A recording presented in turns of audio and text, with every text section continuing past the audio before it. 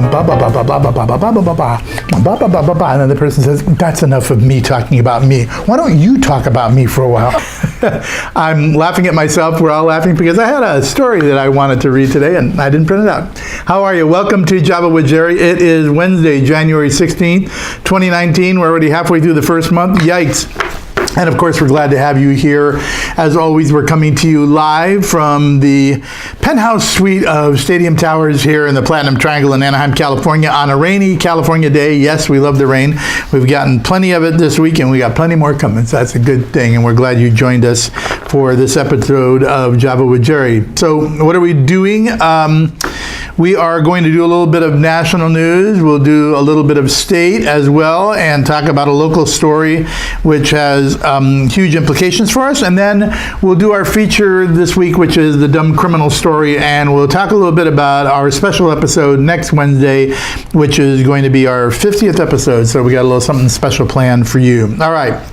Let's dive into it because I got way too much to talk about before this episode is over. National story. The national story this week is much like it was last week. It is the one that's dominating the national news, and that's the struggle over the furloughed federal employees and the shutdown of the federal government, or at least about a quarter of it. 3/4 of the federal government is still working away, buzzing away like crazy, spending your tax dollars, but a quarter of them are furloughed. And it's become a standoff all over President Trump's view that he needs national security bolstered by a wall down on our southern border. And it's about asking for $5 billion. Now, you know, $5 billion is no small sum in any of our lives, but in the context of the federal budget, it really is a trifle when you consider all the money that we throw at all kinds of other programs and all kinds of other departments. So it's ludicrous to have the Democrats say $5 billion is wasted money. They waste money on an hourly basis. Hell, we waste money just paying their salaries, as you well know. So I don't buy that feigned argument. And I don't buy the feigned argument of the immorality of a wall, because if the walls were really immoral, then all of the elites would take down their walls around their homes. They don't put those walls up to keep people out. They put the walls up to protect their property and the people who live within them, their families. And so we have a right as a country to do the same thing, it seems to me. Plus, if it was really a moral imperative for Nancy that walls were terribly immoral and inappropriate and they just violated some ethical standards she has, then she would take herself down to the border, she would stand next to the existing walls, and she would scream as Reagan did to Gorbachev, Mr. Gorbachev, tear down this wall, Mr. Trump, tear down this wall. She'd be advocating for us to tear down all those walls, including near the ports of entry. Why isn't she doing that? For the same reason that the caravans didn't get across the border in Mexico when they came up from Honduras and Guatemala and got stopped at the border because the president put troops down there and filled in where he needed to and blocked their ability to come in. By the way, there's a new caravan of migrants being formed up in Honduras as we speak, and I think I heard this morning they're less than 24 hours away from the fatal crossing at Guatemala and Mexico. When they get through Guatemala, they will run into a wall at the Mexican southern border. Not a physical wall, but the Mexicans are getting sick and tired of all these Central Americans coming up and traipsing through their country and causing problems for them, and they know it causes problems for them because the president has shut down the northern passage into the United States. So what's the impact of this real issue? Well, from a human point of view, in terms of the micro story, not the macro story, 800,000 federal employees, about a quarter of our government staff, are on furlough. And critical or non-critical, in any definition, however you decide whether people are critical or not, they're real people with real mortgages and real kids who need braces and have school tuition coming due and need new backpacks and shoes and want to be able to take gymnastics and piano lessons, and that's impacting all these families. They all have food budgets and kids' tuition, medical bills, and prescriptions to pay for, and they're not getting paid. And some of those people are on the front lines working, not getting paid. And how often would you be asked to do that, and how long would you do it? So this nonsense causes everybody a degree of pain, but especially for those federal workers, and it's not their fight. It's a fight between the branches of government, and I hold the branches who are representative of those people most responsible, the legislatures. You're supposed to make laws. $5 billion is chump change. Give the president what he wants, open up the government, and knock this stuff off. It's fatal for the president if he caves in to the Democrats on this. He breaks a cardinal promise that he had in his campaign, which was that he would deliver southern border security, and is now a situation where they've both drawn a line in the sand, and he can't blink. And the Democrats have put themselves in a terrible box. In my view, the president has the upper hand, and this is going to end badly for the Democrats, and here's why. The Democrats have made this a sum-zero game. They have said absolutely no wall. Pelosi has gotten on camera and said, is there anybody that doubts that he will not get a wall no matter what? And even if he wants to change it in what he calls it, and he changes it to steel gates, or he calls it border security, or he calls it a border fence, she's just dead set, you ain't getting one, and she's got her base pretty tight around that issue. And so she's made it a zero-sum game. The president, on the other hand, is willing to negotiate. He's been in the White House while they've been vacationing. He's stayed across the holidays, and he is staying there, staying put now. He's canceled a trip to Europe for an economic summit. He's just sitting there waiting for them to negotiate and constantly tweaking them by Twitter, saying, I'm here to negotiate, let's negotiate. And she has said, no, she won't negotiate. The president is willing to make a deal, and they aren't. He even offered to open up government in exchange for assurances from Nancy Pelosi and Chuck Schumer that 30 days later they could talk about funding the wall, and Nancy said no, and the president then walked out of the room. Now, I know the Dems say he threw a temper tantrum and slammed his hand on the table and walked out, and not buying that one. Sorry, that one was contested by other people who were in the room who don't have an axe to grind. The president doesn't care if the government is open. He came to Washington to be a disruptor. He wants smaller federal government, don't we all? So if he shuts down part of it, that's no brainer for him. It doesn't affect his base. All of his base says, yeah, we got too much government anyway. It affects the Democrats' base. So by making it a zero-sum game, Nancy and Chucky have painted themselves into a corner, and sooner or later, their base is going to start hearing from all those unions that represent all those 800,000 federal workers who are going to start beating the drum pretty loudly when they miss their second mortgage payment, right? These people have to go out and borrow money or take it out of reserves or borrow it from the union, and that puts incredible stress on Nancy and Chuck's base, not on Trump's base. Trump's base says, yeah, shut it down. Shut it down permanently until we get the wall down on the southern border. So he's a disruptor. His base is behind him. Their base is going to get upset. And what's going to happen? I mean, do the 800,000 workers who are largely union members end up hating Trump? They hate him anyway. He's got no downside. They're going to start hating their own team if they don't get a deal with the president. And when you look at the polls, the figures say clearly people want southern border security when you ask it in the correct way and you don't skew the questions, and you see all these polls that say, oh no, they don't want a wall. If you ask them if they want security and they want this invasion from the south to stop, yes, they do. And when you look at what they say, you look at good polls about who's responsible for this, they blame the president at this point largely more than they do Congress. But that will change over time as this wears on, and he knows that. It doesn't hurt him with his solid base, it hurts them with theirs.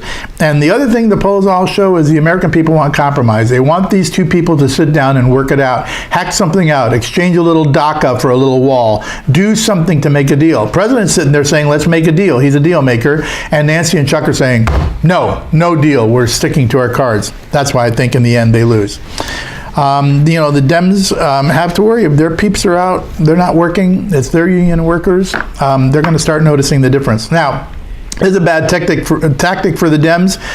The president can leave the government closed for 2 years. He doesn't care. He can ride this all the way through the re-election. They can't do that. We'll see what happens. But I'm betting that the Dems blink before the disruptor. So anyway, I had a second national story I was going to read for you and talk about, which was about our Senator Kamala Harris, but I'll save that for another day. Apparently she and Mazie Hirono, remember Mazie Hirono? The two of them have teamed up to attack the Knights of Columbus. They're attacking the Knights of Columbus. Wait till I tell you that story. I'll save it for another episode and we'll talk about it. Let's switch gears and talk about the wonderful state of California, the utopian nirvana for the left, right? So I want to talk about our new governor. He's announced his new budget, and what else is new? His budget calls for more spending and higher taxes. I'm going to read you a little piece that was published in, where did John publish this? I hate it when I can't see the source. It was published by John Kupal, my pal from the Howard Jarvis Taxpayers Association, and it was somewhere in the news. You can find it. Google Kupal and you'll find it. It was updated January 13th. But anyway, John writes about the governor and his budget, and I thought I would read this to you, and then we'll take it from there. To the surprise of absolutely no one, California's new governor has proposed a state budget with billions in increased spending and lots of tax hikes, and as an added bonus, he's proposing new mandates on business and local governments, as well as depriving Californians of the right to vote on certain kinds of local debt. From the perspective of taxpayers, this is not a propitious start. Governor Gavin Newsom's budget envisions spending, are you ready? $144 billion of government money. That's a 4% increase over former Governor Jerry Brown's last budget, which clocked in at a whopping $138 billion. To give you some perspective on this, he says the general fund spending was less than $100 billion just 6 years ago. Think about that. Half a dozen years ago, we were under $100 billion. Now we're up to $144 with lots of taxes to pay for it coming. In California, government growth is the #1 growth industry, and that's no kidding. No California spending plan would be complete without new revenue enhancements. They're not called taxes, they're called revenue enhancements, right? And the biggest item on the list is the imposition of the individual mandate for health care insurance. Recall that Obamacare called for, under the Affordable Care Act, which is anything but affordable, the imposition of a burdensome tax on millions of Americans. Indeed, it was only the fact that the ACA imposed a tax that saved it from a constitutional challenge. Go ask our Supreme Court Chief Justice Roberts about that one, that interpretation of the law. The good news is that Congress repealed the tax at the federal level. The bad news is that Governor Newsom wants to reimpose it at the state level in order to save covered California, which is on the verge of imploding. And by the way, as we speak, there's lots of ads telling everybody that up to today, I think, was it today? No, it's actually yesterday, the 15th, people could sign up. The cost to Californians for the state-imposed individual mandate with a penalty? About $700 a person, which is projected to raise $500 million in new revenue. Other tax hikes include a monthly tax imposed on residential water use and a tax to shore up the state's emergency 911 system. Both deal with public health and safety, so one would think that would be the first claim on general funds, says Mr. Kupal. But again, this is California, where budgeting makes no sense. Apparently, we have to tax you for the bare necessities of government. Another major concern for taxpayers is Newsom's plan to deprive voters of the right to vote on their local debt.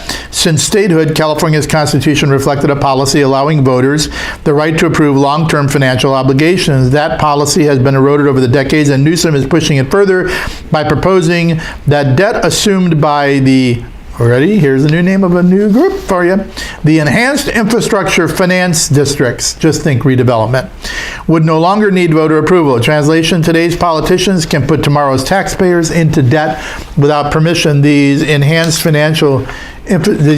infrastructure finance districts are meant to take the place in some degree of what was a policy of redevelopment that used to be within the control of locals.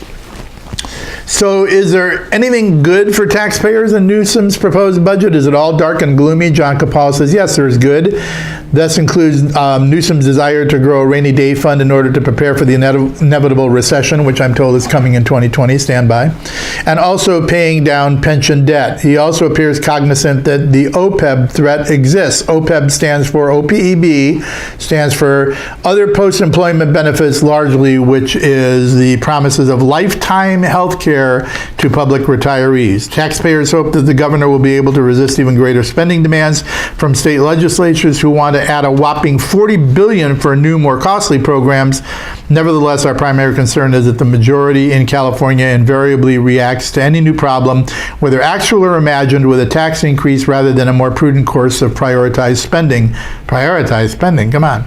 Finally, if there is a coda to this stats story, it's that the state controller, Betty Yee, just announced that revenue is down almost $5 billion. Is that a precursor to the recession in the state that will blow up the governor's plan? Time will tell. Well, time, according to others, is coming for a recession. They say it could come as early as 2020. Will probably be at least 12 months away from it. But you can see credit tightening up, and you hear from the feds that now they're not going to continue to ratchet up interest rates. That's all a product of the fact that they recognize that the economy is starting to soften a little bit. We've been in boom for a long time, and it's starting to tighten up. And so the state better pay attention to the fact that they're not sitting on a pile of cash for any other reason except the Trump boom, which is going to slow in 2019 and maybe start to recede in 2020. So there you go.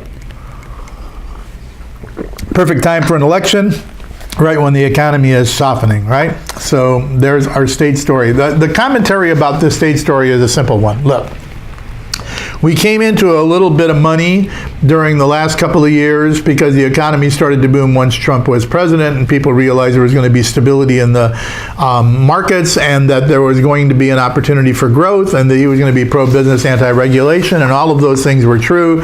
And he was tough on trade with our opponents overseas, and it looked like we were going to disengage from constant wars. And as a result, we've had this spike. Just look at your 401k, right? Of late, it's gotten a little rocky, largely because the Democrats were elected in 2018, and so now they know there's going to be gridlock in Washington, and some of his efforts are going to get rolled back, and he's going to be constantly investigated and the like. And so you see a tightening up of the market, and hence the feds, who are trying to tinker with his economy anyway, have backed off and said, we may not do any more interest rate hikes for the rest of 2019. Thank you very much, feds. We appreciate it. The net of that is when the economy is doing really well, California, which is the biggest state and has its own robust economy, because we still have businesses here that have not yet fled, although we've lost 13,000 businesses in 10 years and 1,800 just last year alone. There's still enough here so that we make a bunch of dough, right? And when we make that dough and it floods Sacramento, what do our spendthrift politicians want to do with it? They want to spend it like crazy. Now, Governor Newsom at least has put in a few $1 billion into a rainy day fund that was started years ago, and he's being at least responsible there. But all these new taxes that he wants to impose and all this new spending that his Democratic Party wants to do will quickly spend down those assets, and when 2020 comes and the recession comes and that money starts to dry up a little bit and stops flooding into the state treasury will still have all the employees, it'll still have all the programs, it'll be screaming from the rooftops about it has to have little stuff for Johnny and Janie, and it won't have any money to do it with, and so the taxes will come to roost, and in between here and 2020, the exodus of businesses will still continue. So it doesn't look bright on our horizon, but there's your state story. All right, let's talk about a local story. Here is one that's a continuation of government at its worst. My local story is all about the LA Unified School District teachers who are on strike, perhaps the worst factory workers in America. They turn out a really crappy product. The LAUSD teachers are nonetheless striking, and it's really in some quarters being described as greed. So let me read you a couple stories about it. The demands of the United Teachers of Los Angeles bear no relation to fiscal reality. This comes from Katie Grimes, who published this article where, I think in the LA Times. I will get it for you.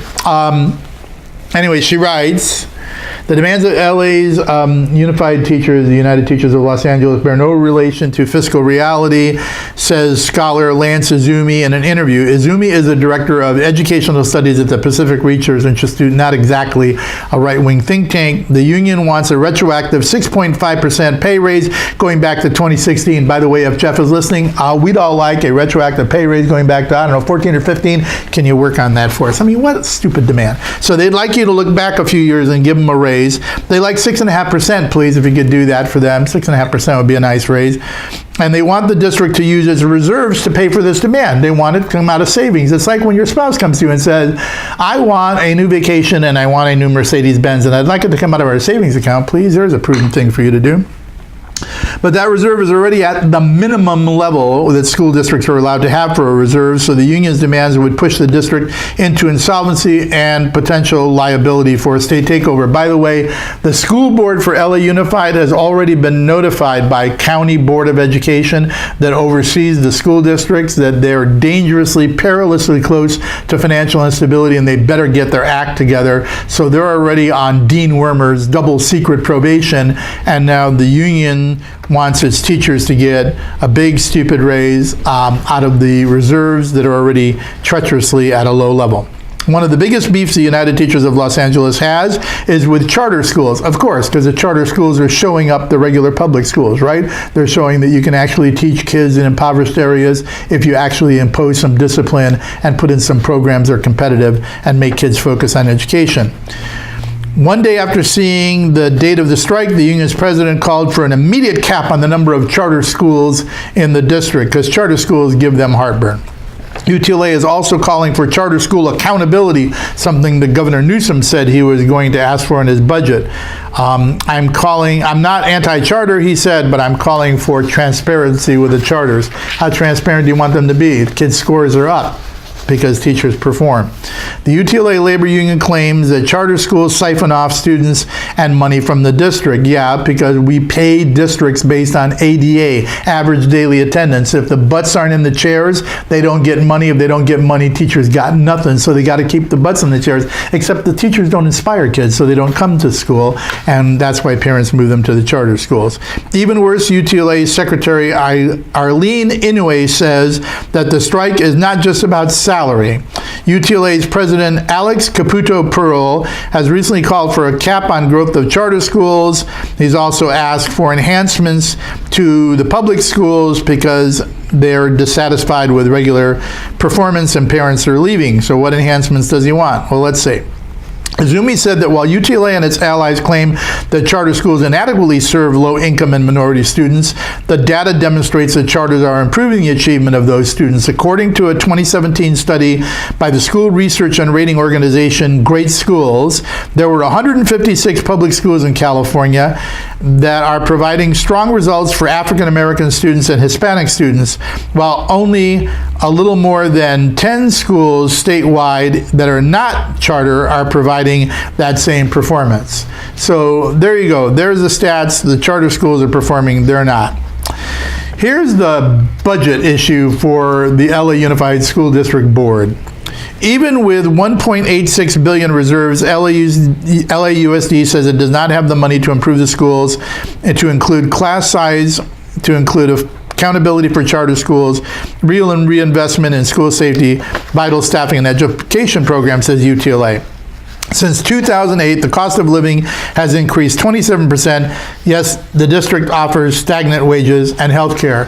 Newsflash to you teachers, I know you're supposed to be educated. Since 2008, that 27% hit has happened to everybody who's earning a paycheck outside of education as well, and they don't have your pensions. So your taxpayers are suffering the same thing you are. It's called inflation.